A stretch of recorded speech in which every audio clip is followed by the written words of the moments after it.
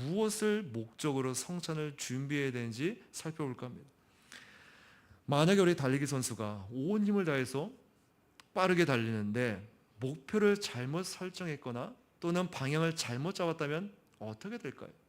그 선수는요, 아무리 빨리 달려도 결코 상을 받을 수 없을 것입니다. 아니, 중간에 잘못된 곳으로 빠져서 실격 처리가 될 거예요. 그래서 몇 년 전에 진짜 보스턴 마라톤 대회인가요? 어느 마라톤 대회에서 실제로 한 선수가 1등으로 달리다가 목표 설정 코스를 이탈해갖고 실격당한 경우도 있었잖아요. 1등으로 달리다가.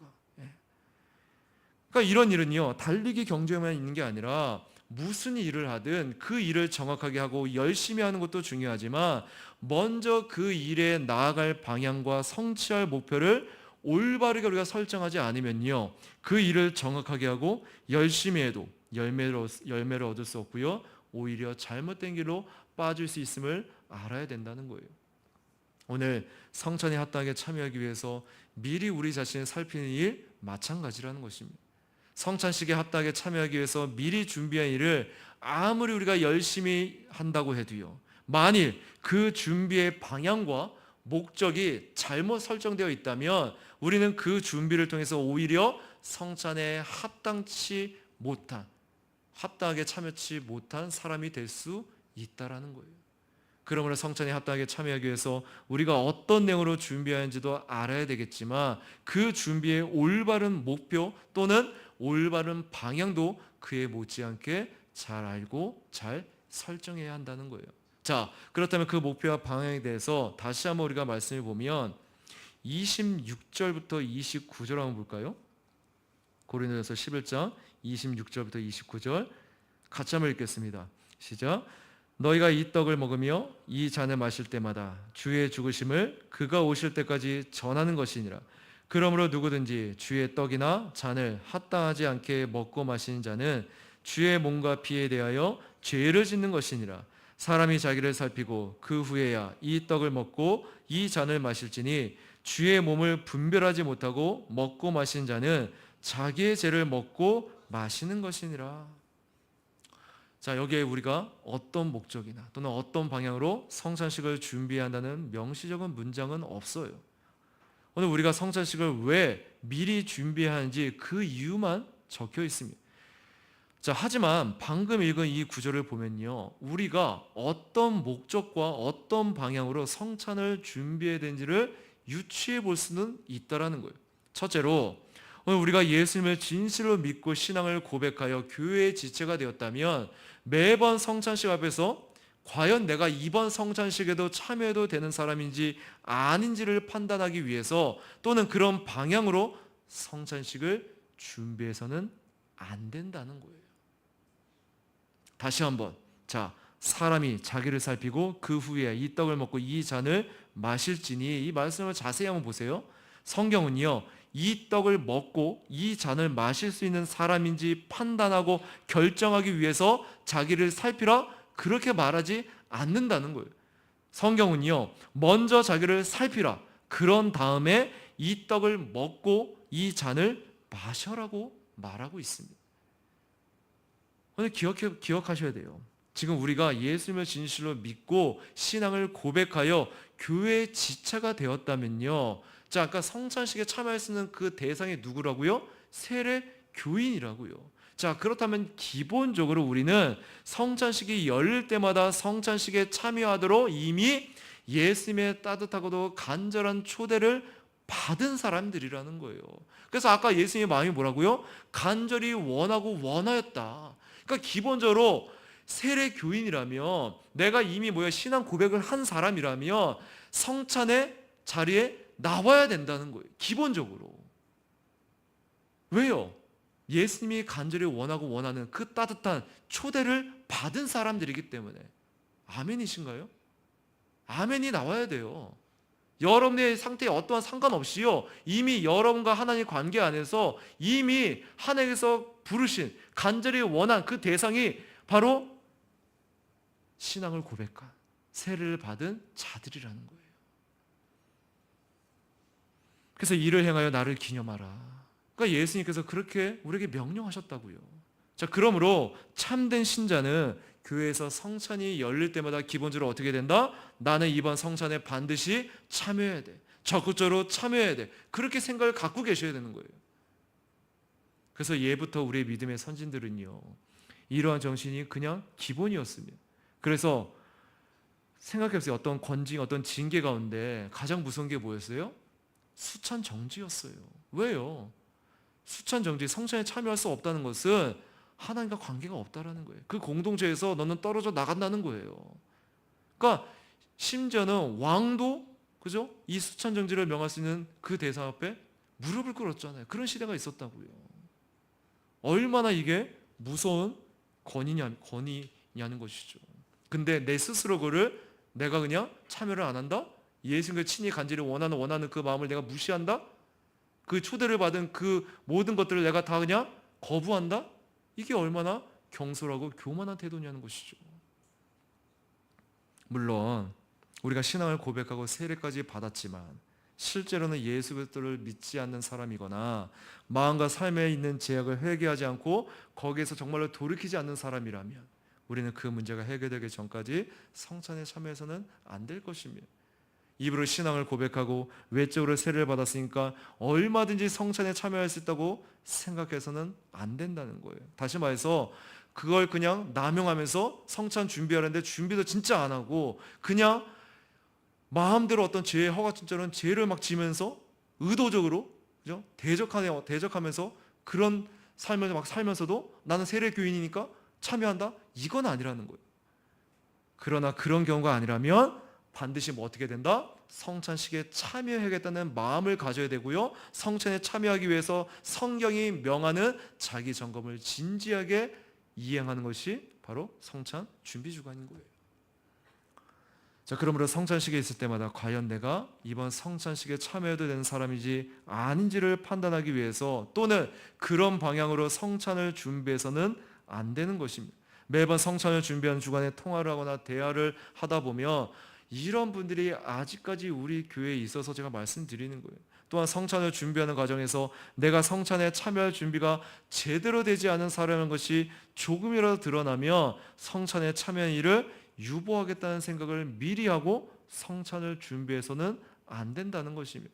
그러니까 이런 잘못된 생각, 사고를 가지고 있으면요, 성찬 주간에 어떤 반응이 나오냐면 이거예요. 내가 이번 한 주간 다른 때보다 더 많이 죄를 진 것 같고 마음도 못 지키고요, 내 자신을 보니까 너무 한심하고 어떤 후회의 원리 가운데 힘들어요.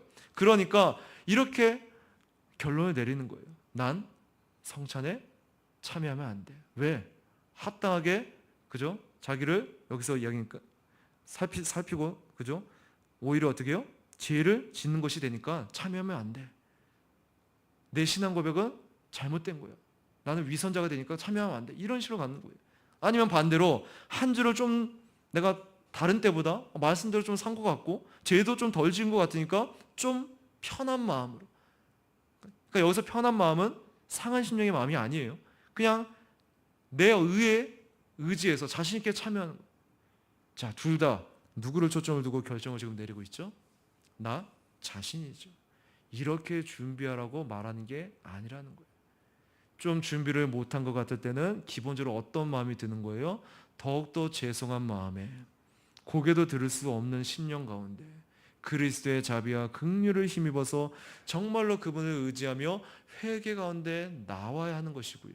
좀 내가 준비를 한 것 같으면 그렇게 준비케 해주신 이가 내가 아니라 하나님께서 은혜를 베풀어 주셨기에 마음을 지킬 수 있었고 감사함으로 더욱더 믿음으로 나와야 한다는 거예요. 자, 그러니까 뭐예요? 못해도 잘해도 중심이 다 누구 중심이다? 예수 그리스도 중심이라는 거예요. 그러므로 예수님께서 성찬의 상으로 초대하시라고 오라고 명령하셨으니 어떻게든 준비를 잘해서 참여하겠다고 다짐을 해야 하는 것입니다. 둘째로 성찬식에 참여하여 주의 떡이나 잔을 합당하지 않게 먹고 마신 일을 하지 않는 것을 목표로 삼아야 될 것입니다. 자, 그래서 28절에 보면 사람이 자기를 살피고 그 후에야 이 떡을 먹고 이 잔을 마실지니 이 명령의 바로 앞뒤에 무슨 말씀이 있는지를 한번 보시라고요. 27절에 보면 그러므로 누구든지 주의 떡이나 잔을 합당하지 않게 먹고 마신 자는 주의 몸과 피에 대하여 죄를 짓는 것이니라. 그죠? 그리고 뒤에 29절에 보면 주의 몸을 분별하지 못하고 먹고 마신 자는 자기의 죄를 먹고 마시는 것이라. 자, 그렇다면 여기에서 바울이 말하는 주의 떡이나 잔을 합당하지 않게 먹고 마시는 의미가 무엇이냐는 거예요. 이 문맥 안에. 그러니까 지금 고린도 교회 안에서 신앙을 고백하고요, 세례를 받은 사람들 가운데 예수님에 대한 참된 신앙이 없거나 마음과 삶에 있는 죄들을 회개하지 않는 사람들, 곧 성찬에 참여할 자격이 안 되는 사람들이 성찬에 자꾸 참여해서 떡을 먹고 잔을 마셨기 때문에 바울은 그 일을 가리켜 지금 주의 떡이나 잔을 합당하지 않게 먹고 마신 일, 이렇게 표현하고 있냐는 거예요. 이렇게 하고 있는 건가요? 아니면 그런 일을 막기 위해서 각 사람에게 지금 자기를 살피라고 명령하는 것일까요? 그렇지 않습니다. 지금 바울이 이렇게 말씀하는 이 문맥의 이 내용을 잘 생각해 갖다 먹음으로 어떤 사람은 시장하고 어떤 사람은 취함이라. 너희가 먹고 마실 집이 없느냐? 너희가 하나님의 교회를 업신여기고 빈궁한 자들을 부끄럽게 하느냐? 내가 너에게 무슨 말을 하랴? 너희를 칭찬하랴? 이것으로 칭찬하지 않노라. 자, 뭐예요? 그러니까 이 배경이 뭐예요? 고린도 교회 교인들은요, 참된 믿음으로 성찬에 참여했지만 정작 성찬의 상에서 떡과 잔을 먹고 마시는 일에서는요, 성찬의 본질을 잊어버리고 잘못된 행동을 했다는 거예요. 그러니까 부자들은 가난한 사람을 돌보지 않고 자기 지금 뱃속만 채우면서 그냥 자기만 생각하는 거예요. 그리고 늦게 온 사람들은 그 당시에는 노예들이 많았기 때문에 교회 구성원 가운데, 그러니까 늦게 오고 다 일처리를, 주인의 일처리를 다 하고 왔는데 막상 와보니까 먹을 게 없는 거예요. 성찬에 떡과 잔이 없는 거예요. 그러니까 바울은요, 이런 일을 미리 방지하기 위해서 성찬 전에 자기 점검을 명령했다는 거예요. 여러분, 지금도 근데 이런 일이 얼마든지 일어날 수 있다는 것입니다. 참된 믿음을 가지고 있는 신자라도요, 성찬의 상에서 떡과 잔을 합당하지 않게 먹고 마신 일이 얼마든지 가능하다는 거예요.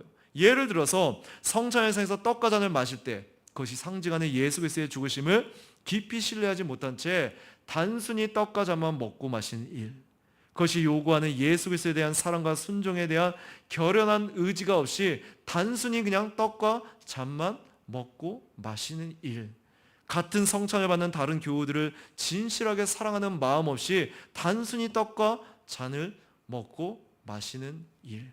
그러니까 뭐예요? 형식적인 거죠. 마음이 없이. 아니, 예수 그리스도에 대한 참된 믿음이 있어서 성찬식에 참여해 놓고도 정작 떡을 먹고 잔을 마실 때 이렇게 큰 잘못을 저질 수 있다는 이 사실에 우리는 뭐예요? 놀라지 않을 수 없는 거예요. 어떻게 그럴 수 있냐는 거죠. 근데 슬프게도 성찬의 자리에서 실제로 지금도 일어나는 그러한 모습이라는 것입니다. 그러므로 성찬식에 합당하게 참여하기 위해 준비할 때 우리의 목표는요, 성찬 전 자기 점검을 철저히 해서 참된 신자라도 성찬식 안에서 자기도 모르게 행할 수 있는 이런 잘못에 빠지지 않고 주의 떡을 합당하게 먹고 주의 잔도 합당하게 마시는 것이어야 한다는 것입니다.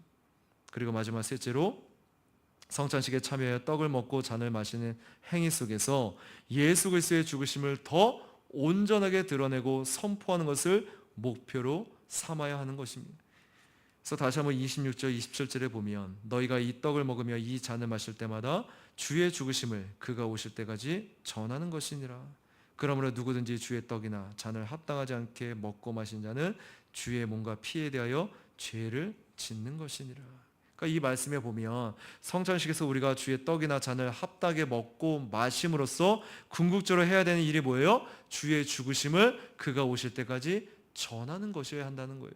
다시 말해서 예수 그리스도께서 십자가에 못 박혀 죽으신 일을 재림의 날까지 전하는 것입니다. 이는요, 십자가에서 찢긴 그리스도의 살과 흘린 그리스도의 피를 상징하는 떡과 잔을 성찬식 안에서 먹고 마시는 순간에도 그렇게 하는 것이고요, 성찬식 후에는 일상의 삶에서 그 은혜를 의지하고 찬송하며 세상에 드러냄으로써 지속적으로 그렇게 해 나가라는 거예요. 그래서 존 오웨는 나를 기념하라는 책에서 이렇게 말합니다. 성찬식의 또 다른 목적은 주님의 죽으심을 전하는 것이다. 다시 말해서 주님의 죽으심을 선포하고 선언하며 증거하고 드러내는 것이다.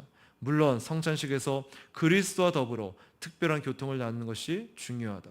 하지만 성찬식의 이 두 번째 목적을 망각해서는 안 된다. 주님의 죽으심을 전하는 것은 두 가지 방법으로 이루어진다. 첫 번째 방법은 주님의 죽으심을 우리 자신에게 나타내는 것이고, 두 번째 방법은 주님의 죽으심을 다른 사람들 앞에서 고백하는 것이다. 이게 뭐예요? 주님의 죽으심을 전하는 거라는 것이죠. 자, 그러므로 성찬식을 준비하는 과정에서 우리가 끊임없이 질문하며 묵상해야 될 그 물음이 뭐냐면, 어떻게 하면 이번 성찬식에서 주의 죽으심을 더 잘 선포하고 드러낼 수 있을까? 그 질문을 던지며 나오시라는 거예요. 어떻게 하면 지난번 성찬식에서 떡과 잔을 먹고 마실 때보다 이번 성찬식에서 떡과 잔을 마실 때 주의 죽으심을 더 잘 선포하고 드러낼 수 있을까? 어떻게 하면 이번 성찬식을 통해서 주의 죽으심을 더 잘 선포하고 드러낼 수 있는 은혜와 힘을 얻어서 성찬 후에 일상의 삶에서 더 온전하게 주의 죽으심을 선포하고 드러낼 수 있을까? 초점이 다 뭐예요? 주의 죽으심을 드러내는 것에서 질문을 말하고 있어요.